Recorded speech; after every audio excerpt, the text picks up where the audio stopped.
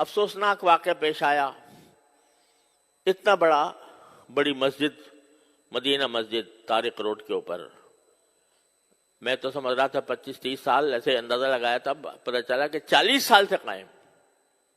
اور پورے طارق روڈ کے اوپر اول سے آخر تک کوئی اور مسجد نہیں، اور پارک برابر میں پیچھے پڑا ہوا ہے. اس کے بارے میں حکم دے دیا، ڈھا دو اس کو، پارک بناؤ اس کو. خدا کا خوف کرنا چاہیے. لوگ اس سلسلے میں بڑی غلط فہمی میں مبتلا ہیں. ایک بات میں آپ کو پر واضح کر دیتا ہوں کہ لوگ کہتے ہیں بھئی اگر غیر قانونی طور پر جگہ پر بنائی گئی ہے مسجد تو وہ مسجد نہیں ہوتی. یہ صحیح بات ہے، لیکن اس کا مطلب یہ ہے کہ ایک تو اگر کسی کی زمین پر جہاں جائز قبضہ کر کے مسجد بنائی جائے گی وہ بالکل ناجائز ہے، حرام ہے وہ. اسی طرح اگر کسی سرکاری جگہ پر بنائی جائے گی تو بھی اصل بات یہ ہے کہ نہیں بنانی چاہیے. لیکن صورتحال یہ ہے کہ ایک اسلامی ریاست میں حکومت کا فرض ہے کہ وہ ضرورت کے مواقع پر مسجدیں بنائے. اس کا کام ہے یہ. الذین ان مکناہم فی الارض اقاموا الصلاۃ. اللہ تعالیٰ فرماتے ہیں کہ جب مسلمانوں کو اقتدار نصیب ہو تو پہلا کام ان کا یہ ہے کہ نماز قائم کرنے کے لیے جگہ بنائیں، نماز قائم کریں. تو یہ حکومت کا کام ہے.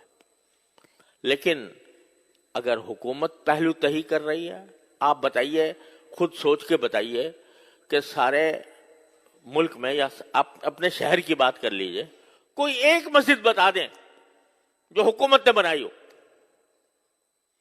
یعنی حکومت نے اپنے خرچے پر تعمیر کی ہو. مندر تعمیر کر لیا، وہاں گردوارہ تعمیر کر لیا سکھوں کے لیے، لیکن کسی مسجد، کوئی مسجد تعمیر کی ہو اپنے خرچ پر، کم از کم میرے علم میں نہیں. تو جب حکومت کوتاہی کر رہی ہے اپنے اس فریضے میں تو کیا مسجدوں سے خالی ہو جائیں شہر؟ اس صورت میں اگر مسلمان کسی ایسی جگہ پر جو کسی کی ملکیت نہیں ہے، سرکاری ہی صحیح، وہاں پر اگر وہ مسجد تعمیر کرتے ہیں، یہ ان کا فریضہ ہے. اگر حکومت نہیں کر رہی تو مسلمانوں کا فریضہ ہے کہ مسجدیں بنائیں. اب اس جگہ کہیں دور دور تک پورے شہر، پورے اس میں مسجد نہیں تھی، اور پھر بھی ایسا نہیں ہے کہ ویسے ہی قبضہ کر کے راتوں رات مسجد تعمیر کر دی گئی ہو. واقعہ یہ ہے کہ وہ اس کے لیے انہوں نے سوسائٹی کی اجازت لی، بلڈنگ کنٹرول اتھارٹی سے نقشہ پاس کرایا، اور اس کے بعد وہ مسجد بنی، اور 40 سال سے چلی آ رہی ہے. اور آپ کوئی بھی جا کر دیکھ لو کہ ہر 5 نمازوں کے اندر ہزاروں نمازی نماز پڑھتے ہیں، اور جمعہ میں تو کوئی ٹھکانہ نہیں، وہ چلی آ رہی ہے. آپ کہتے ہیں یہ پارک کی جگہ تھی. ارے بھائی پارک کی جگہ تھی، 40 سال نظر نہیں آیا. جن لوگوں نے این او سی دیا وہ کیسے دیا، اور جن لوگوں نے نقشہ پاس کیا وہ کیسے پاس کیا؟ آپ 40 سال کے بعد آ کر کہتے ہیں کہ یہ غیر قانونی ہے. اور میں نے وہ فیصلہ دیکھا جس فیصلے کے تحت یہ بات کہی گئی ہے. افسوس ہوتا ہے کہ اتنا بڑا مسئلہ، اور مشکل سے میرے خیال میں 20 سطروں میں لکھا گیا ہے، 22 سطروں میں. صرف اتنا ہے کہ کمیٹی کا ایک ممبر ہمارے سامنے پیش ہوا، اور اس سے ہم نے پوچھا کہ بھئی اس کی کیا قانونی کوئی اجازت آپ کے پاس ہے؟ اس نے کہا جی میرے پاس تو نہیں ہے.